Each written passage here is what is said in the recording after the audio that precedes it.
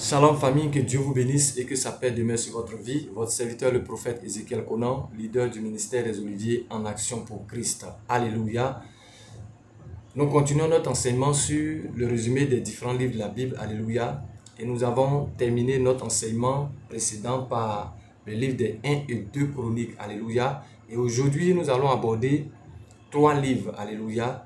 Esdras, Néhémie et Esther. Alléluia. Nous allons faire un résumé de ces 3 livres. Alléluia. Que Dieu te bénisse et bon entendement à toi au nom de Jésus-Christ. Alléluia. Ce que nous devons retenir, c'est que Esdras et Néhémie nous racontent l'histoire du peuple choisi par Dieu après son exil à Babylone.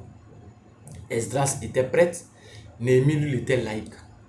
Le premier exode des enfants d'Israël a eu lieu en Égypte avec Moïse. Le second fut à Babylone sous Esdras. Certains des Juifs étaient déjà revenus et lorsque Esdras est arrivé à Jérusalem, il a trouvé les choses dans un état pire que celui auquel il s'attendait. Les Juifs s'étaient mariés avec les gens du pays et ils se livraient à toute pratique païenne que ces gens leur avaient enseigné. Esdras chapitre 9 verset 1 à 4. Esdras était consterné. Esdras chapitre 9 verset 5 à 15. Alors le peuple s'assembla autour de lui et prit conscience de l'immensité de son péché. Esdras chapitre 10 verset 1 à 44. Esdras leur fit immédiatement renouveler leur alliance avec Dieu à nouveau. Alléluia. Quant à Néhémie, Néhémie arriva à Jérusalem 13 ans après Esdras. Il vint avec l'autorité que lui avait donnée le roi de Perse afin de reconstruire les murs de Jérusalem. Il était un excellent ingénieur et malgré une énorme opposition, le travail fut accompli en 52 jours. Alléluia. Voici les grandes lignes du livre de Néhémie. Voici les grandes lignes de ces livres. Alléluia. Le retour de Babylone sous Zorobabel. Esdras 1 à 6. Le retour de Babylone sous Esdras. Esdras 7 à 10. La reconstruction du mur. Néhémie 1 à 7.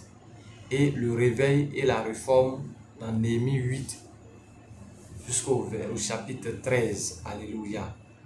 Quant au livre d'Esther, le nom de l'Éternel n'est pas mentionné dans la belle histoire d'Esther. Oui, le seul livre où le nom de l'Éternel n'est pas mentionné.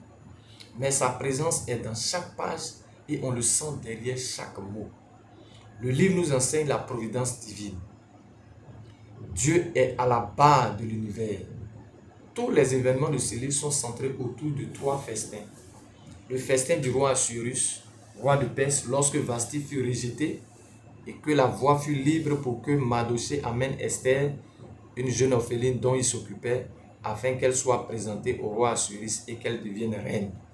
Alléluia. Esther chapitre 1 et le chapitre 2. Le festin d'Esther, lorsque l'ennemi des Juifs, Aman, fut mis à découvert et condamné à mort. Mardochée y fut honoré. Esther chapitre 7. La fête du Purim qui a célébré la délivrance des Juifs d'un grand danger. Esther chapitre 9. Alléluia. Voici un peu un résumé succinct des 3 livres. Alléluia. Qui sont Esdras, Néhémie et Esther. Alléluia. Que Dieu te bénisse et que sa paix demeure sur ta vie. Alléluia. Notre but, alléluia, c'est de vous aider dans votre méditation. Notre but, c'est de vous aider dans votre quête de connaissance avec notre Seigneur Jésus-Christ. C'est pourquoi nous donnons cet enseignement. C'est pourquoi je t'invite à t'abonner afin de recevoir encore d'autres enseignements. Alléluia.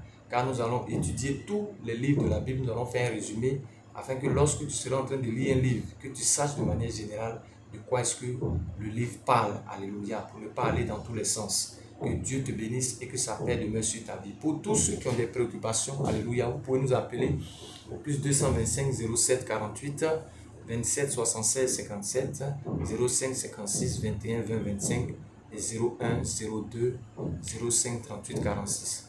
Que Dieu vous bénisse et que sa paix demeure sur votre vie dans le nom de notre Seigneur et Sauveur Jésus-Christ. Amen.